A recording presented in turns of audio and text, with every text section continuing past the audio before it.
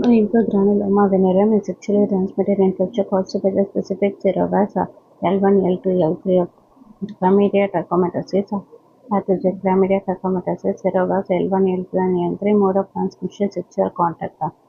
Clinical features like the primary stage is small painless public or the ulcer on the external genitalia, often goes unnoticed as it heals without scarring. Second stage, painful separatory inguinal or the febrile lymphadenopathy, bubo formation, brucine, enlarged lymph nodes above and below the inguinal ligament.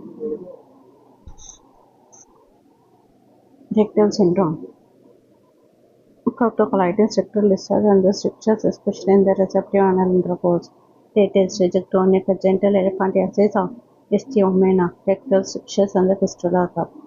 Diagnosis based on the symptoms such as the lymphadenopathy and the ulcer.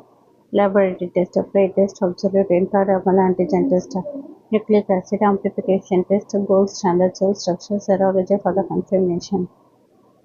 Treatment: first line doxycycline 100 mg twice daily for the 21 days. Alternative erythromycin or the azithromycin for the pregnant patient to those with the intolerance. Supportive therapy: aspiration of the suctioned lymph nodes to relieve the pain. Chlamydia trachomatis serovirus L1, L2, L3. Small painless papule also often unnoticed.